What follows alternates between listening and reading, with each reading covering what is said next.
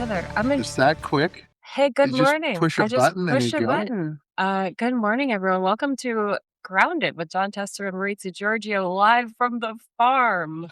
So here's the deal. I want you to look over Maritza's shoulder because there's a neon light that says grounded on it. And I always get in trouble for not plugging that in before the shows. But then when I do plug it in, it doesn't show up in the camera. So she's done some technical work, very high, very, very high technical work in adjusting my camera No. so that it shows grounded. Do you want to know why? Why? It's because we're on one screen, one window, and when we bring someone else in, it cuts it off. Oh, really? Yeah.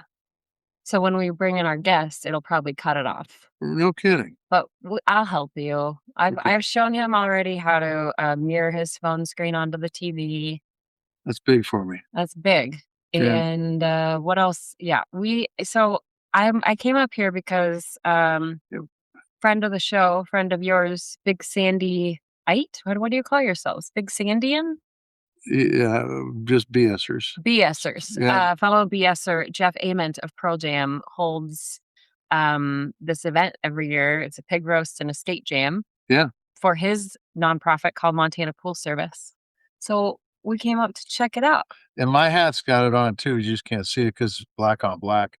But Maritza's got the colorful one. So Well, yeah, I can't just that's that's very classy. NPS. But I like to be annoying.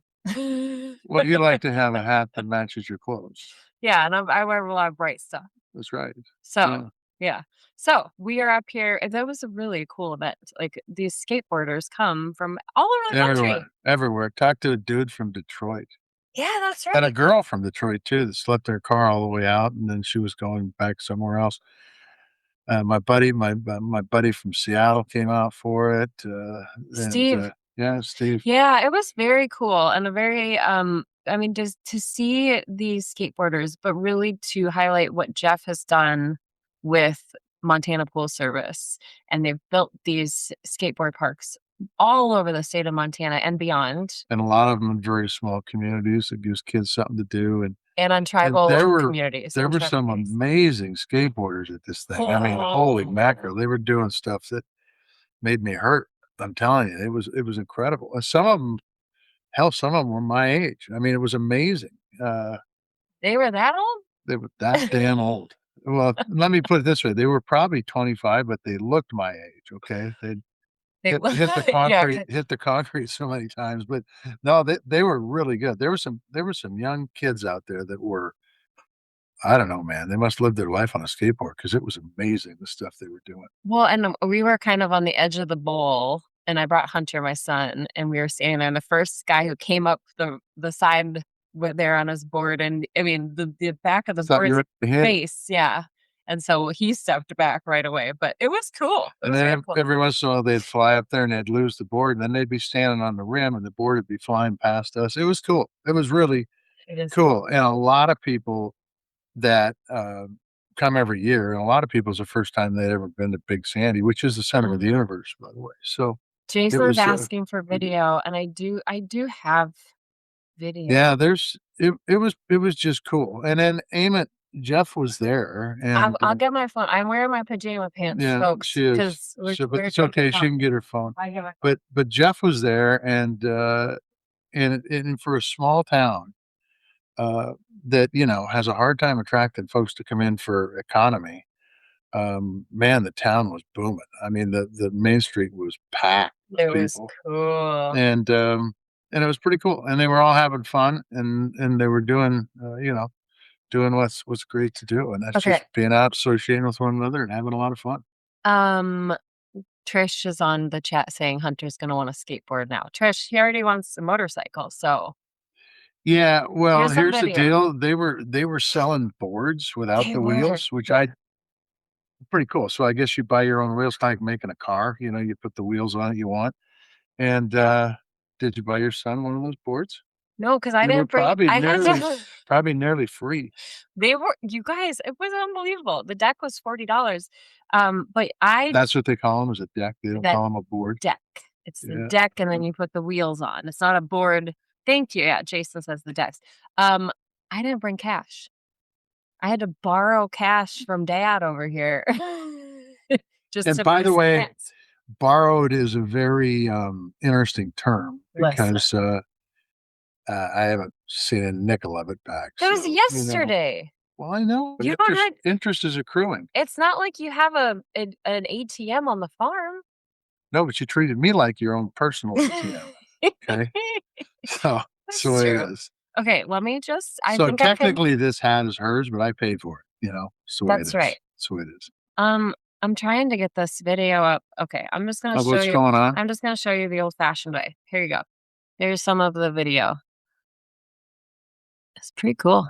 Yeah, they're pretty amazing. It was really fun. So there we go. Yeah, it was the best part about it was is everybody was around. They were cool. They were talking to one another, having fun, visiting, Oh, here I can and put up. there was music. So Dude's got skills. Always cool stuff. Yeah. There we go. Yeah, I mean that's scary. That's concrete. Well, yeah, it hurts when you hit it. I guarantee But you. you should go check out Montana Pool Service because really they do. They just do amazing stuff. Jeff has built these. What do they call them? Pools? What I mean, what are they? Well, they're skate parks. Yeah, he's Yeah, built these skate parks all yeah. over the country, quite frankly. And I don't know if his I can. hometown was lucky enough to get one, so Very cool. it's pretty cool.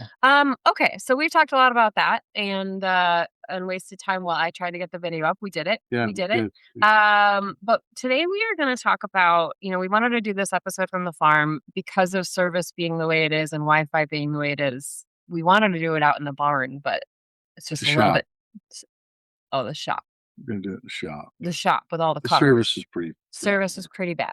So we're so we need here Wi-Fi. in the office. We Yeah. woke up Sean already, Yeah. who's sleeping from the party next door. But we have this episode planned for you, and we want to talk about something that's been showing up a lot in my algorithm on social media. I have not seen a lot though on mainstream, and that is this issue about a DOJ legal memo. It sparked this huge controversy, and it has to do with federal disability laws, folks. So we're going to talk to someone here who's on Substack, who is a disabled veteran, and he's trying to help galvanize support around this so that folks know what to do, can stand up against it, can try to stop it in its tracks before it does become something that might be a change to our laws. So we're going to talk a lot about that. Anything you want to say before we do a few headlines? Nah, well, we're gonna get into it. I mean, I can get into it right now, but the truth is this is the Trump administration at its worst, quite frankly. But we'll get into it in a minute. Yeah. We'll get into it. Gray's asking if it's raining. It is raining today, and it's snowing in some places in Montana. But you know where it's really raining? I saw a radar map. Man, I'm telling you, from the Canadian border all the way to Edmonton, Canada is getting it. I'm telling you, Really? they are really getting it. Huh? It is not raining currently right here, right now, but we'll probably get How do you know? because I was upstairs, I looked. Right now is right now. Well, I know it's not raining. If you want to pull a shade and take a look, there's a shade back there. You can take a peek if you want. But no, but it's supposed to rain. It's supposed to rain a half an inch. We've been very fortunate because it was so dry, and then right after Memorial Day it rained, and it's been April-esque June because it's been really cool and rainy. So we're gonna end up with, if the hail doesn't come, we'll end up with a crop we can cut. So that's cool. All right, we'll go over a few headlines. Our guest is waiting in the wings very patiently. So we'll go over a few headlines and then bring Nick in. But do you want to bring him in for the headlines? well, does he want to be in for the headlines? I told him he could come in. He said he's giving a thumbs up. Yeah, so Okay, all right. bring him in for the All right, headlines. we're gonna welcome to the stage here Nick Pero. Hey, Nick. Hey, Maritza. Hey, John. How are you? Considering that Maritza is within striking distance, I'm the one. It's not her. It's going good. Good, good. I was laughing in the background because I used to wear those big poofy Etnies shoes until my dog ate them. And I was a really terrible skateboarder too when I was younger. And we just used to do it at the middle school. And that was fun to watch. Whole vibe in the 90s. And yeah, sideways flat brim hats, big old back boxers hanging out your butt. the Jinko jeans, and I know Hmm. our friend Ellie Leonard is in the chat too. She said she couldn't skateboard, but she would just carry a board around. So we love So it. she'd look like a So skateboarder. she looked like, It'd cause be yeah, cool. Like, I could see Ellie doing that too. yeah, Ellie's the best. She's actually gonna be in Montana starting next month, so we're gonna hang with Ellie quite a bit. really? I told her, watch out, Ellie. I'm gonna hang out with you a lot, whether you want me to That's or cool. not. Okay. So Nick, welcome to Grounded. We're gonna get to the stuff about this crazy DOJ memo in a minute, but let's talk about some headlines. So right now, we have struck Iran again, and the president is now threatening to eliminate the country again. So he posted on True Social, I'll pull it up here, again yesterday, that we just hit an Iranian missile in drone storage locations. I thought their military was destroyed. Yeah, I thought their whole Air Force and all their defenses were destroyed months ago. Obliterated. Yeah. Obliterated, is what I remember hearing. Yeah, I mean, we keep getting mixed signals here, but he says it's very possible they will never learn. Quote, there may come a point when we are no longer able to be reasonable and will be forced to militarily complete the job that we very successfully started. If that happens, the Islamic Republic of Iran will no longer exist. President DJT. Yeah. How many times has he said that? If you count, I bet you more times than I got fingered. But that's not many. So I mean, every time he says it though and puts it into writing, it is a criminal admission towards war crimes, because eliminating genociding an entire nation would be a war crime. Yeah, and even threatening it is Is actually a war crime. It's a crime against humanity. Yeah. yeah, he doesn't really, seem to care about that, though. He doesn't really seem to care about that. What are your thoughts? well, I think there's a game. Isn't there a game called Crimes Against Humanity? Oh, yeah. Yeah, there is. So maybe he's just played that game too much. No, my thoughts are is this is what you get when you get bad leadership. Truthfully, there's a reason for 47 years the president of the United States did not do what Donald Trump did, and he was very proud of it when he did it. And Lindsey Graham and Tom Cotton were right there cheering him on, going, "Go, go, go, baby!" Now he's in a hell of a bind. Yeah. Did not talk to Congress. Did not talk to. Well, he hasn't got anybody in his administration. This more than just a what do they call those people? Bootlicker? Yeah, Oh. bootlicker, more than just a bootlicker. So they're going to do whatever he says to do because they're pushing him, telling him he's a wonderful human being. But in the end, this has not worked out well. We've spent a ton of money. We've depleted our military resources. We haven't paid any attention to China and what China's doing in the Pacific, and quite frankly, price of things continue to go through the roof. But I watched a morning show this morning, and I'll be damned if I didn't hear him still blaming Biden for inflation. I mean, it's amazing. Oh, Joe just yeah. continues to work his magic. He does. I mean, we're a year and a half plus into this administration, and they still don't take any responsibility for a damn thing they've done in the last year and a half. It is absolutely amazing, and they all parrot the same talking points. It's incredible. It's incredible. I Well, mean, it's like the alternate universe. they're allergic to accountability. Like that's what it is. They're allergic to anything accountable. Like look at the reflection pond or the scum pond that he's built up. Like I've I got was an in. idea. I've got an He does idea. have a good This idea. this is a win-win situation. Trump can get a win-win out of this. Okay. And here you've got a pond that's warm and it's full of moss, basically, right? Algae. Mhm. Go get a bunch of tilapia, throw it in there. They will eat all that moss. They'll grow up and you can harvest them. It's great. Don't you think it's a great idea, Nick? I think that's a great idea. I mean, Stephen Miller might go in and just start eating all of them because he's this weird little golem like Smeagol thing that the Smegalomaniac will just go in there and ruin it anyway. Um, it's kind of gross. I'm gonna throw some water on your idea. What is it? Come on. You don't like fish. Well, I do like I'm a pescatarian. I do eat fish, but I have spent many an afternoon and a morning strolling along the reflecting pool with my Yeah. coffee. I don't want to worry about a fish hook coming back and getting me No, while I'm here's the watching. deal. We're not going to fish for tilapia. Oh, we're not gonna fit. You said No, harvest you're them. going to harvest them out. You're going to seine them out with nets.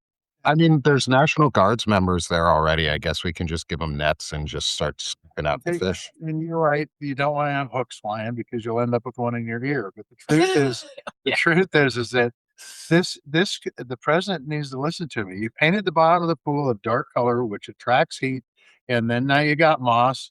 And so, what do? You plant fish in it that eat that kind of shit. Well, the New York Times did come out with something, I believe that said that when they renovated this, they actually took out these like algae fighting mechanisms because they were unsightly. So Well, I'm going to tell you what else they did. They didn't prepare the concrete so the paint would attach to it, which is what happens when you have no bid contracts and people that don't know what the fuck they're doing. Excuse me. I mean, they don't know what the No, hell it was the duck with the knife. It was that duck with a knife on its foot. yes, and I love how they're trying to release all this video of the culprits, the vandals who have ruined the reflecting pool. And I'll tell you who ruined the reflecting pool. The no bid contract dude who was given a contract that didn't know what he was doing. Who But looks like that's a gangster who belongs back in like the 40s. really, Big old Yeah. he looks like a gangster. He's got that big old cigar, like the double-breasted suit and everything. He looks like a pedophile. Um, like he's got that look to him. I don't know what it is about him, but he just looks like a pedophile. He Somebody looks should check his browser history. he does look like a cartoon character, like, Yeah. for sure, like a It's like character out of Biff and his friends from Back to the Future. you Yeah, seen that? I've not seen Back to the Future. Yeah, but it's the second one when they go see Biff in the I've not seen the future. second one. But I'm going to object a little bit. What's wrong with the guy smoking a cigar? Huh? Nothing wrong with smoking a cigar, but if Yeah. you can't look like a pedophile while doing it. Okay. All right. I got you. I got you.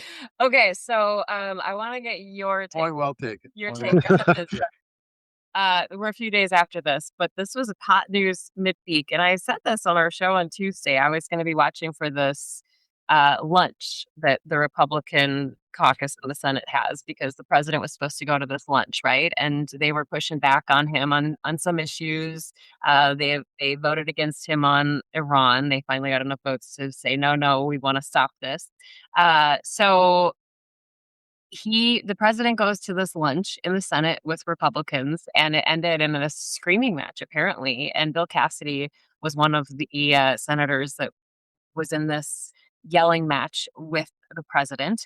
And afterward, he said, or maybe it was before he went into the lunch, he said, "Hey, by the way, that bipartisan housing affordability bill that you passed, I'm not signing it, and I'm not going to sign it until you pass." The Save America Act, which is that aggressive voting legislation that would require Americans to show proof of citizenship, go after mail in ballots, among other Hmm. things. Trump says he will not sign this housing affordability bill. He called it, I think he said it was a minor issue. He doesn't give a shit about affordability, truthfully. It's a Yeah, made up Yeah. word. He said it's a made up Well, word, right?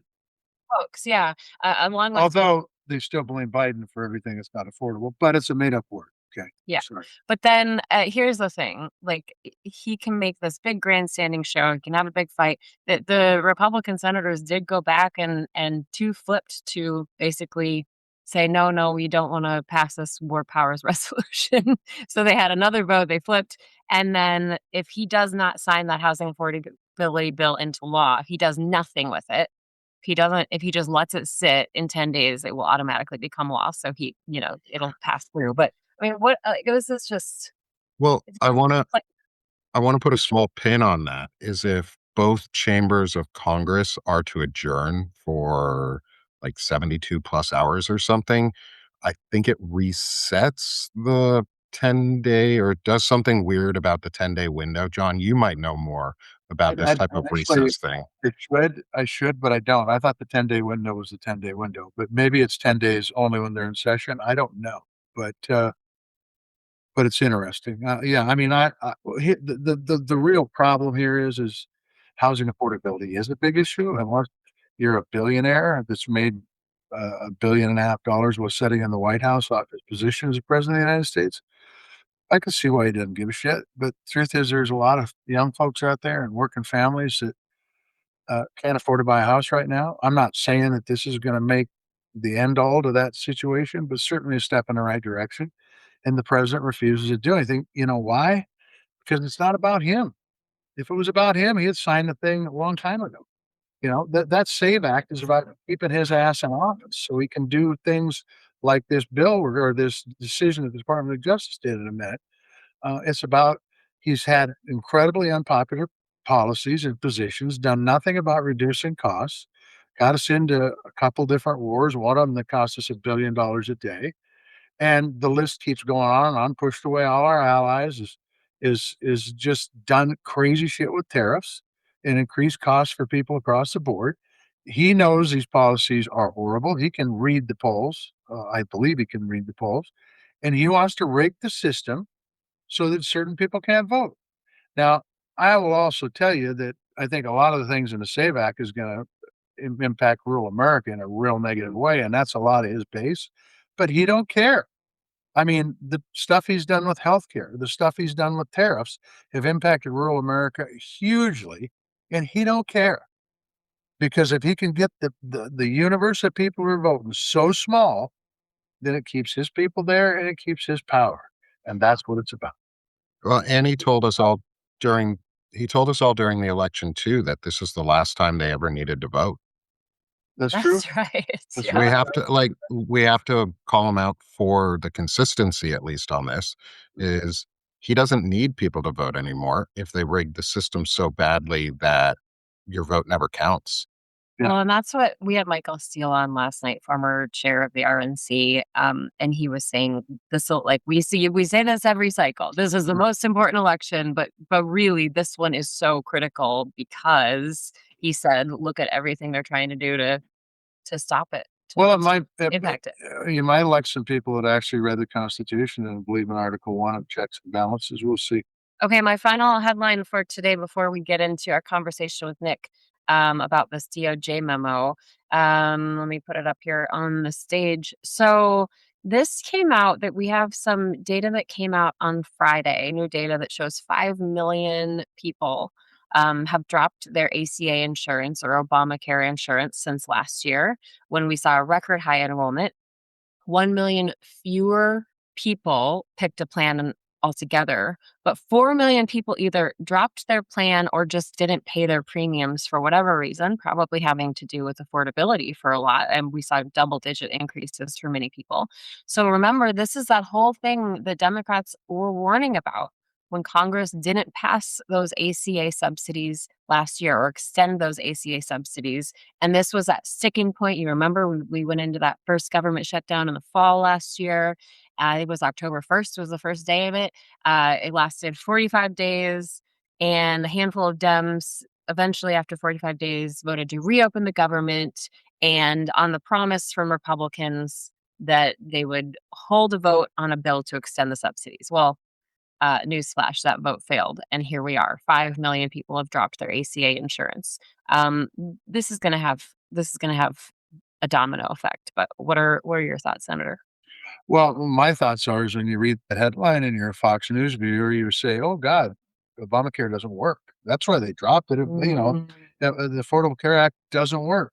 When the fact is, the real problem is a Republican Congress led by a Republican president said, "We don't give a shit if healthcare puts you in the poorhouse. We're not going to put these subsidies in to keep it affordable." And quite frankly, but we won't spend a little money here to keep it affordable. We'll spend money in Iran bombing the shit out of them. Okay. So consequently, you've got a situation where you've got a Congress and a president with no checks and balances and a folks that don't understand that we need checks and balances. The democracy is going to work, where they've said to the American people, and particularly once again, rural America, because these rural hospitals are the ones that are going to close when they do too much charity care, said, it's fine.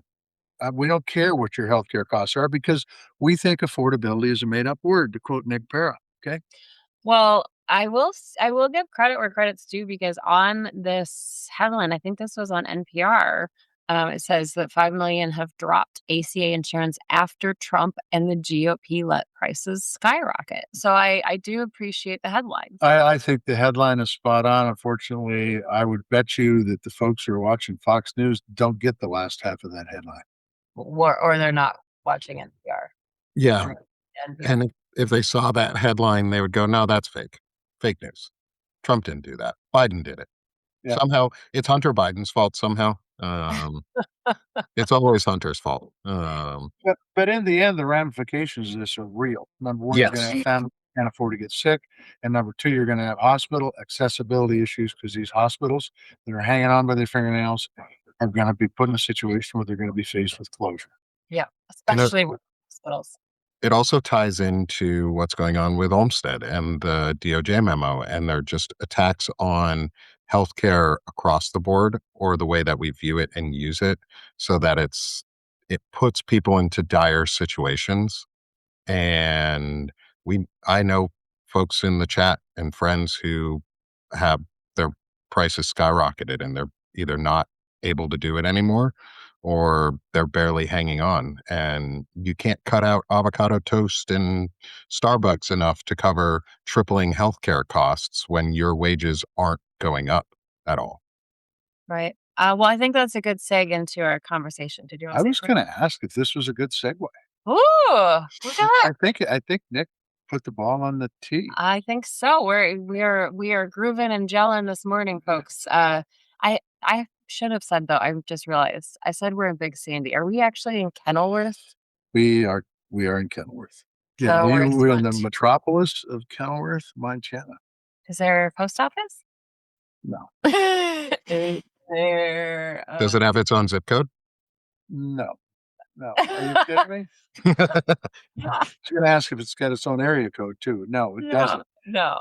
But what it does have is it has a hall that is a fantastic thing that the community built that is in dire need of repair. Oh, Otherwise, we're going to lose it. the Kenilworth Hall. Kenilworth Hall. Okay, all Yeah, right. there used to be a school there, but of course the rural schools went away. But it is, it's one of the beautiful things in this world that you have a place like Kenilworth. Kenilworth, so the Tester Farm in Kenilworth, Montana. Okay, Yeah. so Nick, you founded what's called Sick of This Shit Productions. Publications. I'm sorry, That's publication. all right.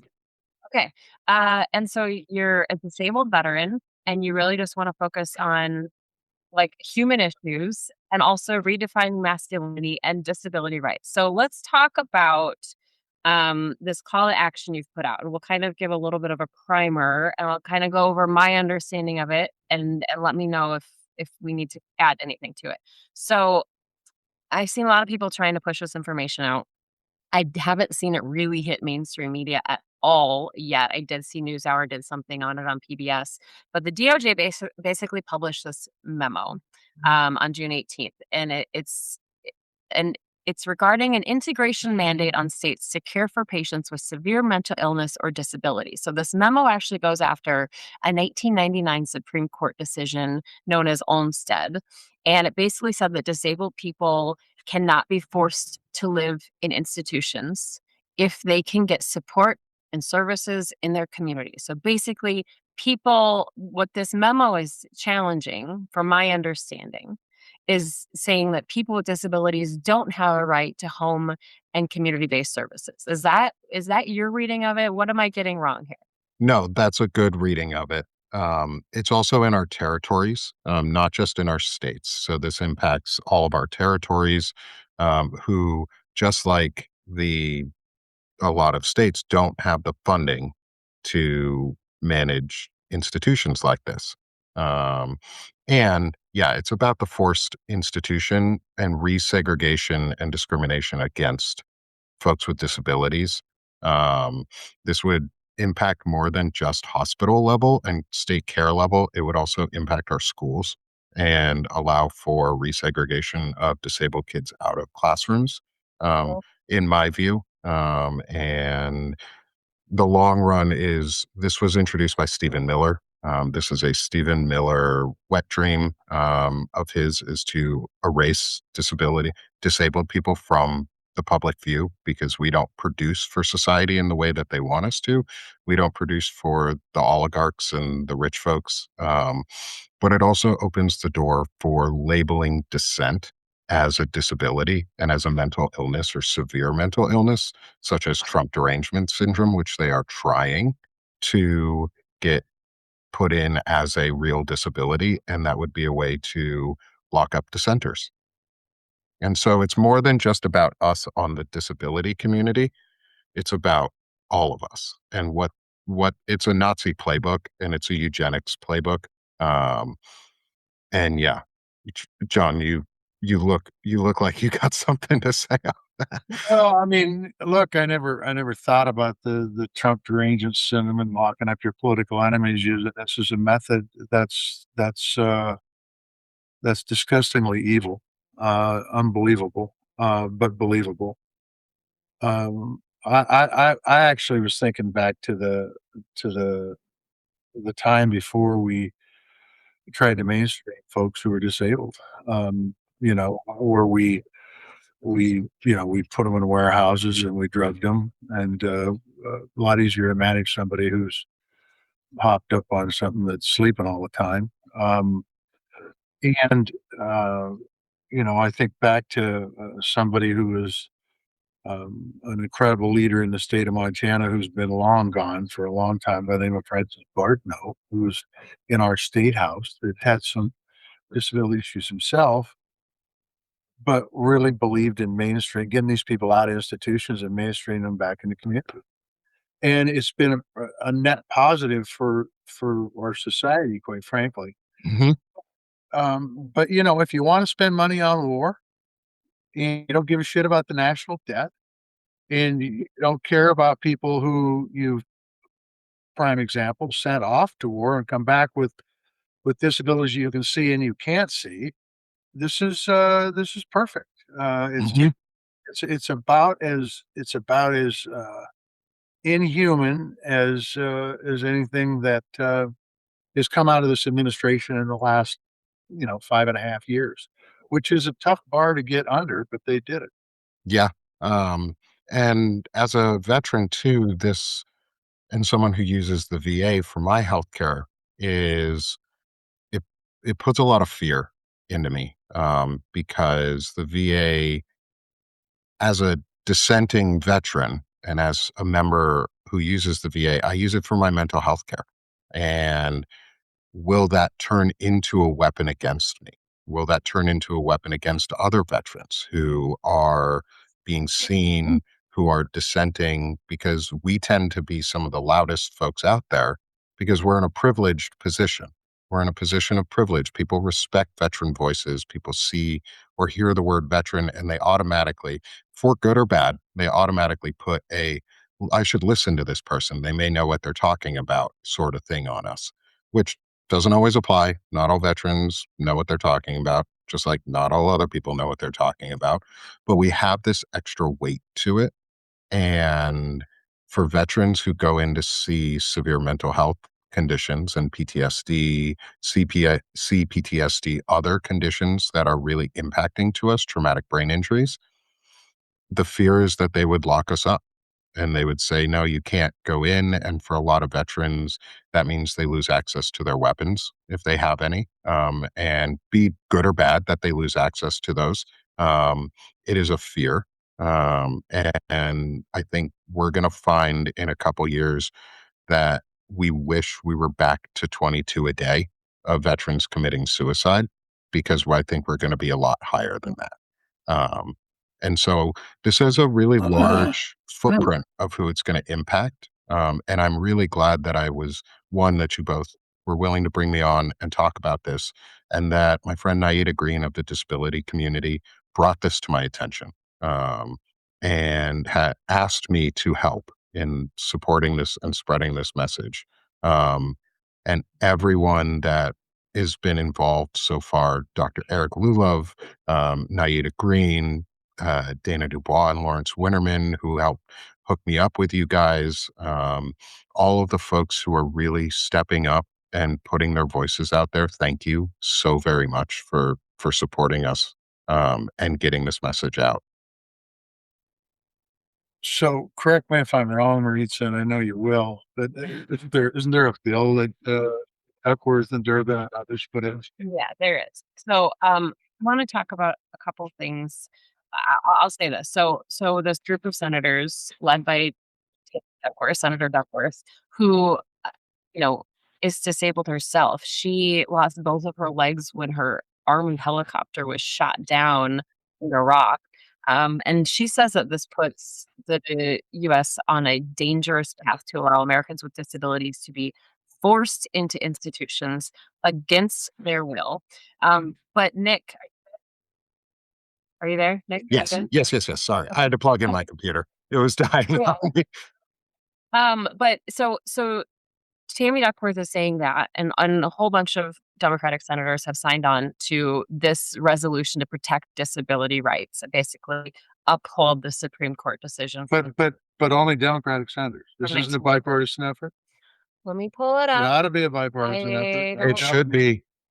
There's just as many disabled Republicans and mental health issues with Republicans as there are with Democrats or independents or I don't libertarians. see any Any of them. Republicans on And the list yet. we look back on disability rights in this country. George H.W. Bush was the one who signed the Americans with Disabilities Act into law, saying that it was one of the most important things he ever did. But do you think that he would be allowed into the MAGA crowd? I don't think so. I think he would be allowed into the soft Christian nationalist crowd. Um, because I don't think there's too much difference between some of his views and what the Heritage Foundation views or groups like that. I don't think George W. Bush either is too far away from that. Unfortunately, I think he would be on that soft Christian nationalism side, but they're not really the problem. Um, it's how far they've abandoned their families or their friends or themselves. Like there are Republicans who have conditions probably in office right now who are willing to, Fact. willing to abandon their own rights and freedoms. Like it's going Okay, to hit so all of us. so we have this resolution from these senators Hmm. to basically uphold this decision, right? To just To reinstate it. to Right. Oh, well, it's not you're right. not They reinstate didn't it take it because away. You're right. so You're this right. is not law yet. This is just a memo. This is just a memo. It doesn't change the law, but it does signal something, right? It does Yes, signal a direction that the DOJ wants to head. You say it's time to act now before any laws change, and you put a correct. call to action, and it's called "Say No to Crow." So tell us about that. What can people do? How do people Yeah. get this? Thank you for that. And so, our call to action, my call with the disability community, where I'm partnering with the Disability Community for Democracy, with Naida Green and her foundation or her group there. They're incredible. She and the team helped me put together these simple scripts for people to call in a coordinated fashion or just call every day um, to call their representative and their senators on a federal level. Yes, we need to also do this on a state level, but there is a way that we can do something now. And our call to action is to go further than what Senator Duckworth and the Democrats are doing right now, which is to actually codify Olmstead into law as part of the ADA because we can update the ADA. It's been 36 years since the ADA was signed into law. Signed into law same year I was born. 36 years it's been signed into law and it has barely changed since. The Olmstead decision took almost 2 or 3 years before the Supreme Court even signed off on it and made that decision. And the two women out of Georgia who were impacted directly by it, who were for the case, took almost that long to stop being forced institutionalized. And their doctors had said, no, they're good to go home, but the state wouldn't. Wow. And so the 88 thinks Naida, our friend Naida Green's in the chat right now. It was updated and last in 2008. That was 9 years after Olmstead happened, and they still didn't codify that decision into law. They have the power right now. It would probably take, I don't know, how long would it take to write a simple passage in a bill, Senator? Like 5 minutes, 10 minutes, maybe? It would take one sentence of language. It would take for the staff members that are on DC that are competent staff members taking about 15 seconds. The problem is getting it through, though. Yeah. Crucial is that it Yeah. takes anything Although to get through. although it could be put on an appropriations bill and done rather quickly. The truth is that's a fact. If you had bipartisan support for it. It could be done very, very quickly. I just want to point one thing out. If you've got a script that you're calling into offices on, and I think that's very good technique, but people need to know when they call in and they say, I want you to put the Olmstead decision in the ADA. Um, uh, what happened in my office, we got those calls all the time, Mhm. and oftentimes my staff members at the phone who were all young kids would say, "Why?" And they would have no answer. "I don't know, I was just told to do this." Mm. That's not really a good answer.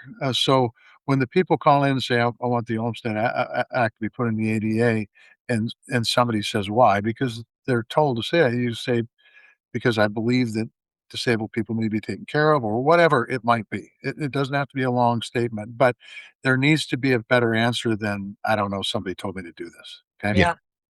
Yeah, Right? and we make it easy to in our script, especially for the we included an email/fax script because some representatives still take faxes and they're hard and senators and they're harder to ignore because it makes some weird loud noises and you see that piece of paper. Um, is You get as back. we said, add a personal note to it too, is why this impacts you, why you think it's important. That is 100% correct because canned messages, canned emails, canned faxes, they're canned. Mhm. And you know somebody else put them up to it, and they may not believe in it, they're just doing what they're told to do. So, to personalize it is I can't tell you how important that is, so that people understand that these are real people that have thought about this issue, that understand that this is important, and they did it not because they don't like the Trump administration, but because they think this is an important issue. Did you get faxes? I don't remember getting any faxes, I'll be honest with you. It was phone calls, emails, and letters, and we got a lot of them. Well, We did. Naida found a cool website that does free faxing for you. So it's Yeah. called Fax Zero, and it's got a list of all the senators and representatives who My guess accept free faxes Yeah, my or guess faxes. probably was one, but I never ever saw it. I don't know. Of course, Crazy. I'm locked in the '50s. Well, we Mm. had it like at the news station I worked at. We would get faxes sometimes, like press releases, but they had it arranged so it would like scan into a folder you had to open on the computer. So And that might be what but they've maybe, done yeah, too. yeah, yeah. Yeah. We are going off on a tangent about faxes. Sorry, folks. Well, we appreciate your work. We appreciate you and your So partners in this bringing attention to it. but the question is how do people get a hold of you or Naida Green? How do they say, "I'm watching this podcast and I'm pissed off and I wanna do something about it that actually will work." How Mhm. how do we get a hold of? Is there a website? Is there a phone number? Who do we get a hold of? You can get a hold of me either through DM on Substack. I'm on Substack at sickofthis.substack.com with my publication page. You can email info at disabilitycommunityfordemocracy.org. You can email info at sickofthishitpublications.com. Um, my inbox is open. Naida's inbox is open. Disability Community for Democracy's inbox is open. We will answer messages. I will, if you tag me or ask me or DM me about it, I will forward the information on to anyone I can on what we're doing. Yeah, DM the disability community on Substack. They have their page at Disability Community. You can DM them. Um, we are open to receiving as much information, mail, and responses back because we want to coordinate this. We want to get a sustained effort of people calling in and people emailing because it's hard to ignore, say, 500,000 people calling and emailing every day. My my hope is that we can one of my hopes too is that we can continue getting on to podcasts and discussions like yours, or and even on to some of the larger ones. I saw the Bulwark put out a Yes. statement about the Olmstead memo and what they're doing. I'm looking for our progressive media to do the same, our new independent progressive media to do the same. And I'm also asking people to call out their progressive media that they like and the new media spheres that they like that aren't bringing people on and aren't discussing it and aren't making it a priority. Because, like the senator just said, it takes 15 seconds for a staffer to put this into something that could be voted upon, and whether it passes or not isn't. Yes, the goal is they can to pass it, but it also is to make the point that we're doing something, that we're at least trying. Like, we're never going to win if we don't try. We're never going to get it into law if we don't try. And so we have to try. And I don't want to wait until next Congress to do that try. Because if it becomes law the other way, it's a lot harder to undo that. Yep. And Yeah. so we want to get in front of it. We want to be on offense, like Chris Goldsmith says, is on offense for democracy. And so this was being on offense for us. Yep. And the upshot of this, these are people's lives. These are people's Yes, lives. If you've got a disability, and it's a severe disability, you got enough challenges without having to fight the damn gun. I'm telling this is my life. you. Yeah. Like, this is my life. This is my friends' lives. This is my family. Like, this impacts me directly as a disabled veteran. This impacts almost every one of us in some way because we all know somebody who has a disability. And I've said many times before, as a U.S. Senator and now as a former U.S. Senator, the biggest challenge we have in this country, healthcare, other than the Trump administration trying to destroy it, is mental health. Mhm. Mental health is an issue that's going to be front and center for our society for decades and decades and decades to come. And you don't want to undermine it and make it worse. You want to continue to move the ball forward to make it better so that you have access to good health care. Whether it's traditional or mental or whatever it is, it's just you got to have access to healthcare if you're going to survive in this world. And to put it on communities and saying, well, the community will handle it. The communities didn't handle it before, and they aren't going to handle it now, and that's a fact. Yeah. And one of the things too is if we look back on the price difference, if we want to bring it down to even the monetary level, like, because that's what apparently Republicans care about, but they No, don't they actually don't. care about They is don't. Michael Steele pointed that out to me the other day. They don't care about it. They don't care about the debt. They don't no. care about money. So on an institutional level, it average, let's say 2000, I think it was 10 years ago, or even a little bit longer, the average cost of an institution for an individual was $188,000 a year, compared to the in-home cost and in-home and care and community care of around 45,000. Yep. Which does bring us to your original point that I had not even thought about, that if you have people that are diagnosed with Trump derangement disorder or whatever the hell you call it, TDS. uh, then you can lock them up. Mhm. Get rid of your political enemies. And it's the Well, Nazi playbook. It's well, what the Nazis did. First they came for, and we stayed silent. And so I don't want to relive. I'm a I'm a Jewish American, culturally Jewish. I was raised under the statements of never again for anyone, not just never again for us, but never again for anyone.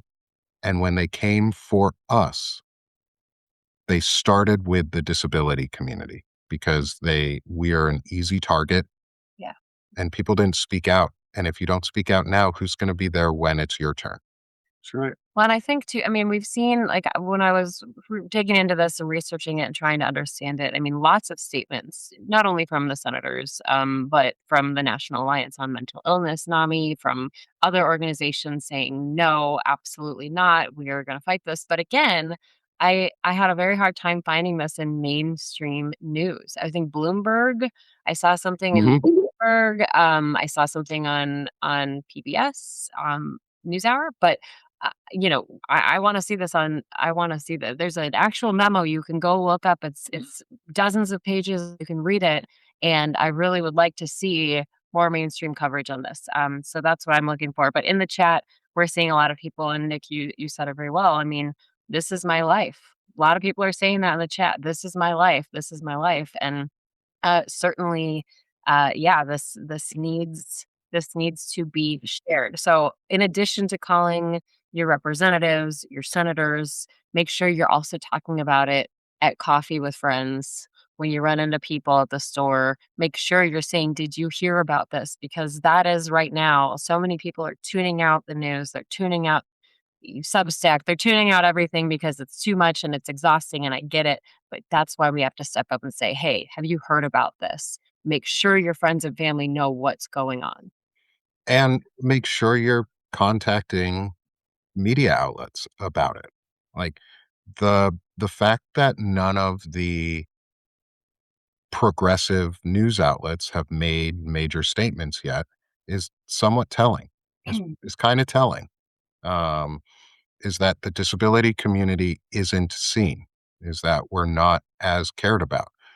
And what people like to forget in all of this is when disability rights are codified and made law, and accessibility and equity is made into law, everybody benefits. It raises the standard for everybody. It is an immediate positive impact for everybody. Accessibility is for everybody, not just for the disabled community. Yes, it makes our lives equitable and it allows us to go places and do things, but it makes everybody's else lives better too. You raise the standard for one, you raise it for all. Absolutely. And we can't just and it's our civil rights at this point. It's a new civil rights movement that we're going to be going through in the long run. And this one we have to win.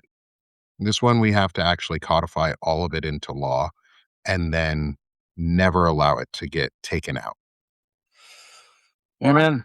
we thank you so much for your attention. Thank you to, yeah, our friends at the Daily Whatever show, Dana and Lawrence. They helped connect Nick with us. You know, the Fucked Up Friday show? Daily whatever. Yeah. You like that Fucked Up Friday show? Well, it's pretty fucked up. Yeah. It is Yeah. pretty fucked up. Now it's a fucked up Sunday. Now we're doing Fucked Up Sunday. Sorry for all the F words for all the people who do not like the F word. I'm sorry. But thank you so much, Nick, for your effort and your time. And we will make sure to include the links to your roadmap on how to get involved when we publish this later on Substack. Thank you so much, Maritza. Thank you, John. You bet. Thank you, everybody, for listening. And I'll send you the emails as well for myself, for Naida, for the disability community, so that you can include those because we are open to hearing from everyone. Um, we want to because we want to hear everybody telling their story, so that if mainstream media is not going to do it, we're going to do it. Amen. All right. Thanks, Nick. I hope you have a good Sunday. Thank you both. Thank you all. Okay. Good conversation. Yeah, we just need to I'll say this. Yes, we need to demand more coverage on this. We do. And there's so much to cover that there's so much not being covered right now because of and we always come back to this, but that whole playbook strategy of flying the zone. See, Maritza's here, so she says stuff that I don't normally hear, but I hear when she's here. And she said something this morning. We were watching a news program, and it was milk toast. It was Mm, one of the networks, and it was absolutely milk toast. And I said, "Why aren't they talking about stuff that matters?" And you said, "Because people don't want to hear bad news." they don't. Well, I agree with you, by the way. It's one of the few times I've ever agreed with you, but I do agree with you. And I would tell you that this is doubly bad because people wanna forget about disabled people. They wanna forget about them. Right. And so now not only do you have news networks not telling tough stories and real stories because there's so much bad news out there coming out of, our government, our White House, I should say, that now you've got disabled folks who so they get a double whammy. I mean, it's just really, really sad that, uh we have people in leadership that are this fucking narrow-minded. Well, there are a lot of threads to pull on. I mean, that would be the constant thing I would hear from people if they would say, "Oh, what do you do?" And say, I'm a journalist. They say, "Oh, well, I can't watch the news. It's too sad, or it's too depressing, or it's too much, or it's too political." And I get it. It's exhausting and there's real fatigue there. But, and I'm not saying we should ignore good stories. We should absolutely tell good news stories. But you can't just watch for good news stories, because the bad news stories are what shape our lives and what call us to action and to do things and to change things. And so you can't just ignore the bad, because that's how we end up with something where people say, I had no idea that was happening. Yep. I had no idea that they were locking up millions of Jewish people or people who were disabled. I mean, I that's had the no whole point. idea that there's 500 children kept in camps Right, funded by the American taxpayer, right, overseen by this administration. right. Yeah, I mean, the list goes on and on and on. And the fact of the matter is that you're right. Uh, love good news stories, get a kick out of them, love to watch them. Hell, I love to watch sports because it's, one team's winning, one team's losing. But the bottom line is, it is really incumbent upon our media to talk about what's going on in this country, and they're not. Yeah, and they need to be. And the thing is that we need to also, I could go on and on and on for hours about the problems with this. And the thing is that the news organizations are trying to cater to the audience, right? To say, Or okay, the administration in some well, cases. both. Yeah, both. But okay, they don't want these really bad. They don't want all bad. We need to make sure we get some good news stories in. Yeah, I get that. I do get that. We also need to remind citizens of this country why it's important to be civically engaged, why it's important to read and watch and listen to the news, factual news, reliable news sources. And I think a lot of what we're seeing in the degradation of journalism is that I was raised watching the nightly news with my mom, with my grandpa. We would watch the news programs together. It was always kind of part of life.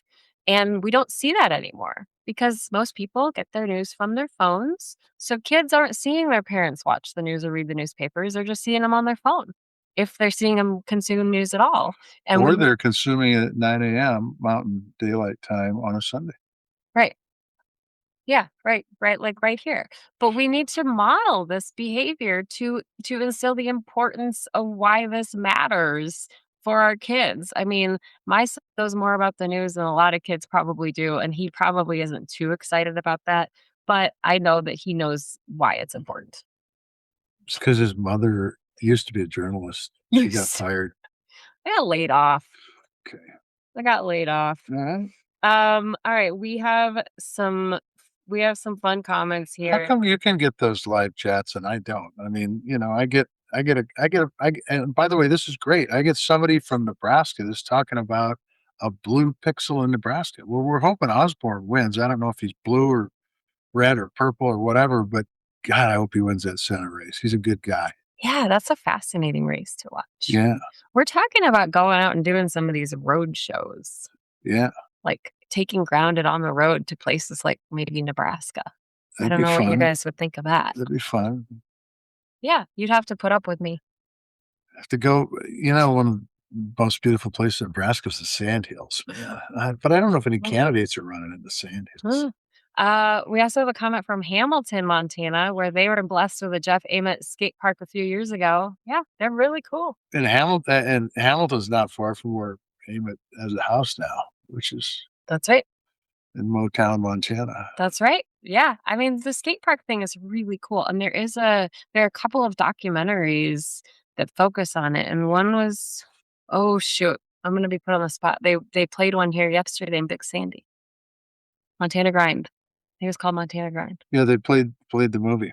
Yeah. So check that out. Let me make sure that's what it is. Yes, Montana Grind. It's a movie about these skate parks and how they're changing in indigenous communities across Montana and beyond. So go check that out. Anything else we're missing, Senate? Oh, we talked about the hats a little bit. Marty did talked about the Talked about the hats. hats. We have our MPS hat on. Montana Pool Service.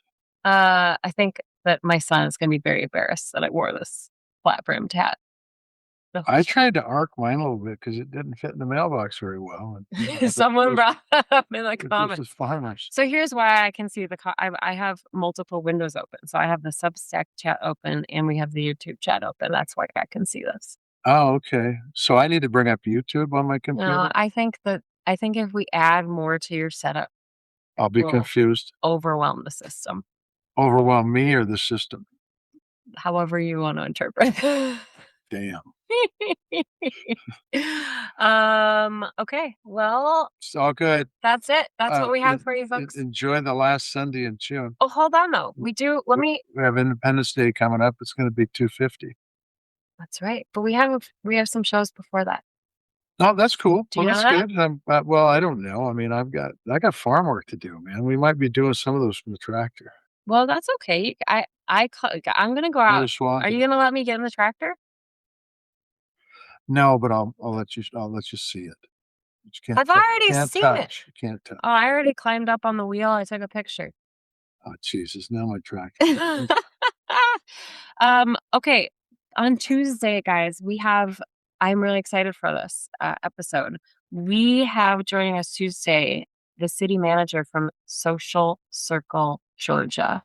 And I interviewed him when I was there earlier this year, if you remember right. That is this community that pushed back on one of these warehouse ICE prisons from the federal government. And the federal government has backed off completely. And so we're going to talk to Eric Taylor, the Social Circle Georgia city manager, on Tuesday here in the morning live.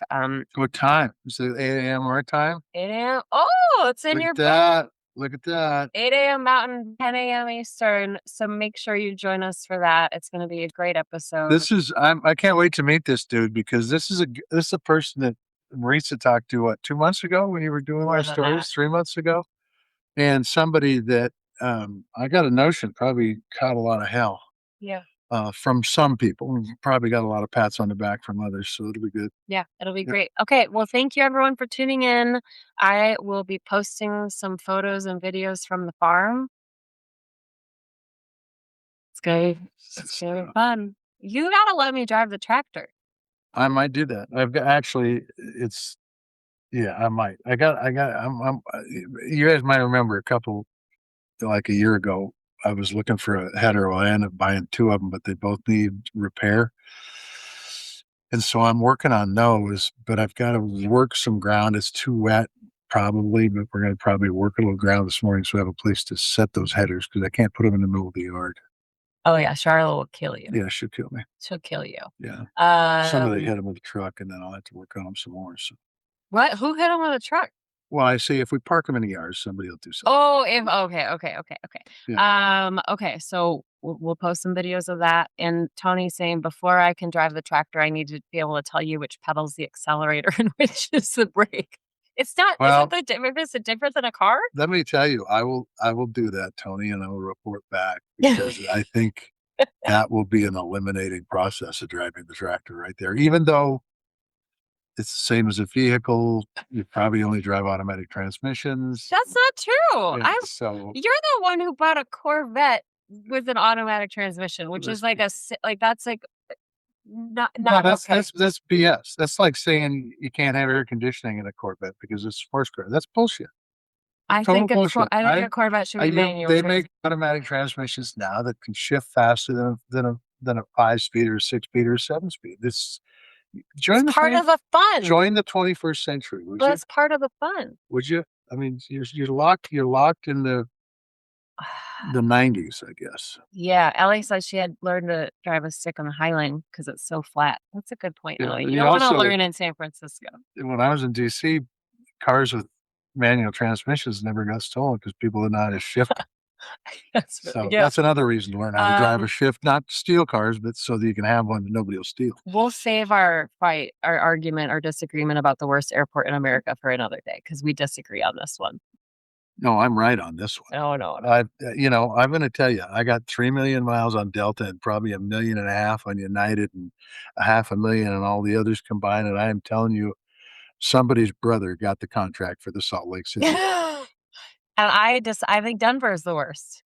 Denver's not cherry, but it's a hell of a lot better than that other one where you got to walk 10 miles to get to your next flight and you got 30 minutes and you're sprinting and there's no cars, there's no conveyor belts, there ain't nothing. The B concourse of Denver is so long It's the same situation. And if you're going from A to B or B to C and you have to wait for the train and then walk all the way down, it's Well, no, ridiculous. if you have to wait for the train, it's still a hell of a lot faster than walking. Oh boy. Well, I'm just telling you. Oh boy. All right. Ellie Leonard Go loves the Denver. Salt Lake Airport. He's trying to get out of this. You don't know She how he ended. likes the Salt Lake Airport. Ellie Leonard likes the Salt. Yeah. Ellie. Ellie, I'm with you, girl. All right. Nothing's better than Minneapolis. So Minneapolis. I agree with you there. Minneapolis has got the best airport in the country. All right. Very There we user go. friendly. There we On go. the other side of the coin, Salt Lake, like I said, somebody better got that contract. Oh boy, you're going to cause headlines with that. All right. Thanks, everyone. Thanks for joining us. I'll post some pictures and videos and have a good Sunday. We'll see you back here Tuesday. Say your thing. Kelly Hope. Oh, there we go.